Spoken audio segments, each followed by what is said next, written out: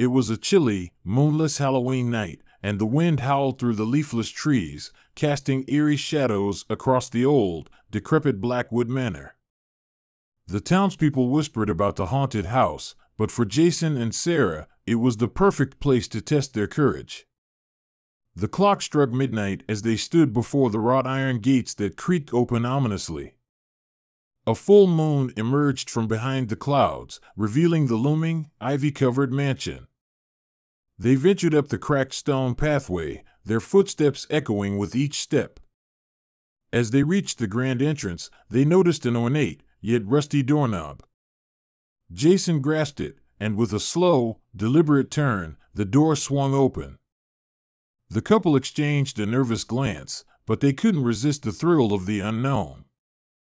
Inside, they were met with a dimly lit foyer adorned with portraits of stern-faced Blackwood ancestors, their eyes following their every move. The young explorers proceeded deeper into the house, guided only by the flickering candlelight they'd brought. The floorboards groaned beneath their weight, adding to the eerie ambience. In the dining room, an abandoned feast lay untouched on the table. Jason and Sarah couldn't help but feel the presence of the long-dead Blackwood families lingering in the room. Their curiosity led them to the upper floors, where they encountered a locked door. With a heavy iron key hanging nearby, Jason couldn't resist the temptation to unlock it. The door revealed a pitch-black corridor that seemed to stretch endlessly. As they ventured further into the darkness, they felt a bone-chilling breeze and heard faint whispers that seemed to emanate from the walls themselves. In a room at the end of the corridor, they discovered a dusty old mirror. When Sarah gazed into it, she saw a reflection not her own but that of a woman in a tattered, blood-stained gown. She turned to find the room empty, but the whispers grew louder, and a mournful wail filled the air. Terrified, they raced back through the dark corridor and down the creaking stairs, desperate to leave Blackwood Manor. But as they reached the grand entrance, they were greeted by a ghastly sight. The portraits lining the walls now depicted the same haunting figures Sarah had seen in the mirror. The Blackwood ancestors had come to life, their spectral forms drifting towards the young intruders. Panicked, they fled into the night, the chilling apparitions following them until they reached the gates. As they crossed the threshold, the house's spectral inhabitants disappeared, and the gates slammed shut behind them. Jason and Sarah never spoke of their terrifying Halloween night again, but the memory of the haunted Blackwood Manor would haunt their dreams for the rest of their lives, a chilling reminder that some places are better left undisturbed on All Hallows' Eve. Jason and Sarah, their hearts racing, escaped the clutches of the vengeful Blackwood spirits that haunted the manor on that fateful Halloween night. Gasping for breath, they stood outside the iron gates, which now loomed like a barrier between the living and the dead. The apparitions had retreated, but their presence lingered in the air like a haunting melody. As they walked away from the manor, they couldn't shake the feeling that they were being watched. The whispering winds carried chilling voices that seemed to beg them to return, but they knew they must resist the call of the haunted house. Days turned into weeks, and the memory of their encounter with the Blackwood ancestors haunted their every thought. Jason and Sarah began to experience unsettling dreams, vivid and disturbing, where they wandered the halls of Blackwood Manor, the spectral figures closing in around them. One night, they awoke to find themselves standing at the iron gates, their hands gripping the cold metal. In a trance-like state, they pushed the gates open and walked back into the cursed mansion. The Blackwood ancestors had lured them back, and the sinister presence of the house was stronger than ever. This time, the spirits of Blackwood Manor were not content to let them leave. They watched as the young intruders wandered deeper into the manor, where the shadows seemed to come to life, twisting and contorting into monstrous forms. The walls whispered secrets, and the portraits of the Blackwood ancestors bore malevolent grins. In the dining room, the abandoned feast came to life, rotting food transforming into grotesque, writhing creatures. The feast reached out to them with skeletal hands, urging them to stay and join the cursed banquet. Desperation gripped Jason and Sarah as they tried to escape the nightmare they had willingly re-entered. They retraced their steps, racing through the dark corridors, but the house itself seemed to shift, trapping them within its malevolent walls. At last, they found themselves in the same room where they had first unlocked the door with the heavy iron key. The door slammed shut behind them, and the room was plunged into darkness. In the pitch black, they heard the mournful voice of the Blackwood matriarch, who revealed the curse that bound them to the manor. Terrified and hopeless, Jason and Sarah became part of the house's haunted history. Their screams joined the chorus of the lost souls trapped within Blackwood Manor, and they would forever wander the cursed halls, warning others to stay far away from the malevolent mansion on Halloween night. The legend of Blackwood Manor persisted, a terrifying tale that served as a chilling reminder of the dangers of meddling with the supernatural, and a warning to all who dared to enter its dark, foreboding doors.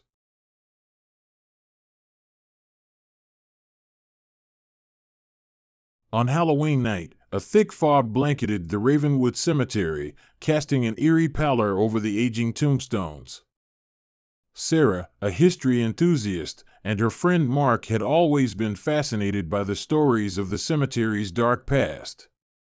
This Halloween, they decided to explore the mysteries of Ravenwood. As they stepped through the wrought-iron gates, a sense of foreboding washed over them.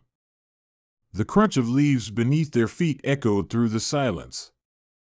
They carried only a dim lantern, its flickering light revealing rows of tombstones, some dating back centuries. Their journey led them deeper into the heart of the cemetery, where a massive oak tree with gnarled branches stood alone. It was rumored that a powerful curse had been placed on this tree, and those who dared to touch it would meet a grim fate. Curiosity got the better of them, and they approached the tree. Sarah extended her hand, hesitating for a moment, then touched the rough bark. An unnatural chill coursed through her, and a sinister laughter seemed to echo in the distance. They quickly moved away from the cursed oak and continued their exploration. As they roamed among the ancient graves, they discovered an old mausoleum, its heavy stone door slightly ajar. A sense of dread filled them as they peered inside. The dim light revealed an ornate coffin, covered in a thick layer of dust and cobwebs. Sarah and Mark couldn't resist the urge to open the coffin, but as they did, a cold gust of wind swept through the mausoleum, extinguishing their lantern. In the darkness, they heard the lid of the coffin creaking open, and a whispering voice filled the air. "Who dares disturb my slumber?" a ghastly voice intoned. From the depths of the coffin, a withered hand extended, grasping the edge. Terrified, they fled from the mausoleum and out of the cemetery, the curse of Ravenwood following them. The fog seemed to close in, obscuring their path, and the whispering voice grew louder. They ran blindly, desperate to escape the malevolent presence. Finally, they reached the cemetery gates and burst out into the moonlit night.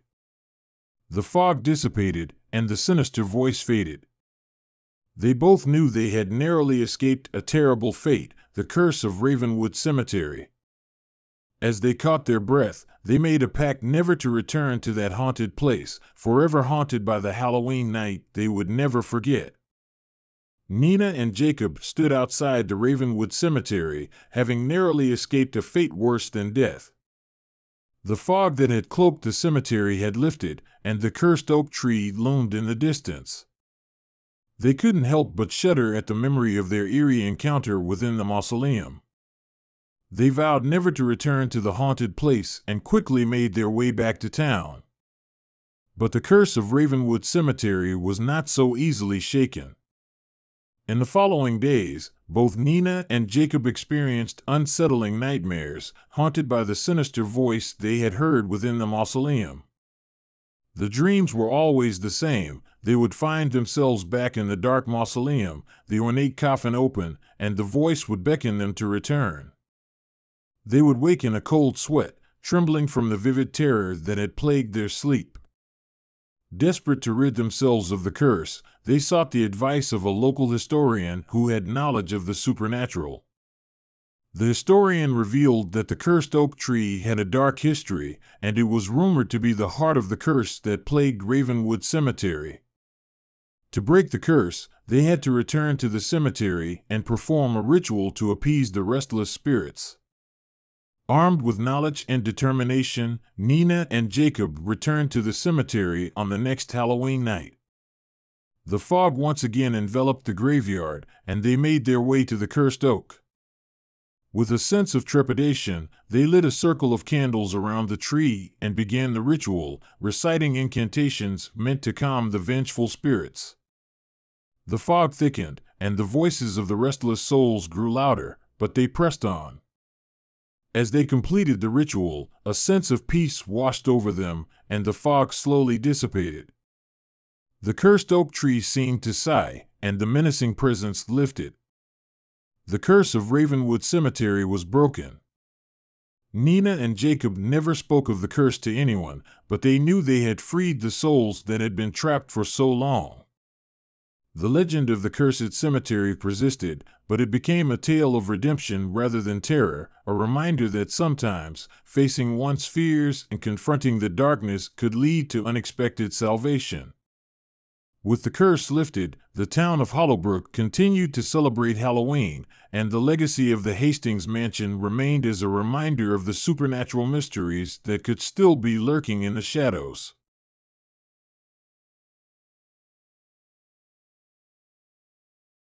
In the small town of Hollowbrook, Halloween was always celebrated with grand enthusiasm. This year, the most anticipated event was the annual masquerade ball held in the Grand Hastings Mansion, a place with a dark history that most locals whispered about but dared not speak aloud.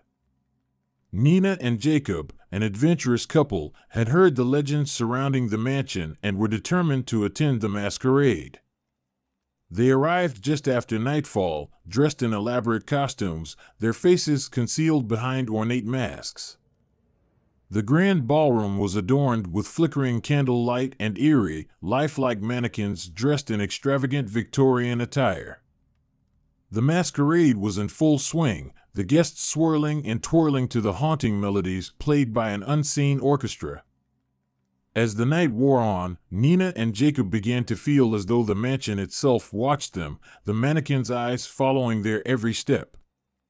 They ventured deeper into the mansion, passing through dimly lit corridors lined with portraits of the Hastings family, who seemed to sneer at them from their gilded frames. The air grew colder as they reached a locked door at the end of a hallway. A peculiar key hung nearby, and with a sense of trepidation, Jacob unlocked the door. They entered a vast, shadowy chamber filled with ancient mirrors. In the reflections, they saw twisted, grotesque versions of themselves. Panic set in, and they hurriedly tried to leave, but the door had vanished. They were trapped. As they explored the chamber, the mirrors seemed to ripple with dark, liquid energy, and the room grew colder still. It was then that they heard a sinister voice whispering from behind the glass, urging them to join the shadowed masquerade. In desperation, they touched a mirror, and their hands were pulled into the glass as they were drawn into a distorted, nightmarish world. In this eerie parallel realm, they encountered grotesque, ghostly figures in masks, trapped souls of those who had attended the masquerade in the past. These spirits danced and swirled around them, their silent agony palpable. Nina and Jacob realized they had become part of the shadowed masquerade, imprisoned in the mirror realm with the other lost souls. They would forever haunt the mansion, their tormented faces reflected in the antique mirrors, as an eternal reminder of the sinister legacy of the Hastings mansion. Back in the real world, the guests of the masquerade continued to dance, unaware of the sinister fate that had befallen the adventurous couple. The legend of the shadowed masquerade persisted, a whispered tale that would deter anyone from exploring the cursed mansion on Halloween night. Nina and Jacob, trapped in the shadowy, nightmarish world of the mirror realm, had become part of the cursed masquerade, their souls forever ensnared by the malevolent forces that haunted the Hastings mansion. In the distorted world within the mirrors, they watched the grotesque, ghostly figures and masks dance in a macabre waltz, their own movements synchronized with the ghastly dancers. Time seemed to stand still in this surreal dimension, and despair gripped them as they realized the true extent of their predicament. Months passed in the mirror realm, and the masquerade of lost souls continued, the spirits becoming more tormenting and grotesque with each passing day. The sinister voice that had lured them and now taunted them endlessly, its words echoing in their minds. In the real world, their absence had raised concerns among their friends and family who had reported them missing. Hollowbrook's inhabitants whispered about the masquerade ball and the tales of the Hastings mansion, now infused with the added mystery of the two young souls who had disappeared into thin air. Then, one Halloween night, a group of adventurous individuals decided to venture into the Hastings mansion. Armed with knowledge of the legends, they found the same room with the ornate coffin and the mirrors that hid the cursed realm. As they performed the ancient ritual to release the trapped souls, the mirror world trembled, and the grotesque dancers began to fade away. In the real world, the room's mirrors shattered one by one, releasing the souls trapped within. Nina and Jacob, in the mirror realm, felt a sudden rush of freedom as the curse began to lift. The grotesque figures around them turned to mist and vanished, their cries of anguish echoing through the fading darkness. And then, with a blinding light, the mirror world disintegrated. Nina and Jacob were pulled back into the real world, gasping for breath, their faces uncovered. They had been freed from the curse of the shadowed masquerade. The group of adventurers helped Nina and Jacob to their feet, and they embraced, their hearts filled with gratitude and relief. They shared their harrowing ordeal with the others, who vowed to keep the tales of the Hastings mansion alive, but as a warning of the dangers that lay within its walls. The curse had been broken, and the mansion's dark secrets had been unveiled. The legend of the shadowed masquerade persisted, not as a curse, but as a story of redemption and the triumph of the living over the supernatural. Hollowbrook celebrated Halloween as it always had, but the memory of the cursed masquerade would forever serve as a chilling reminder of the thin veil between the world of the living and the world of the dead.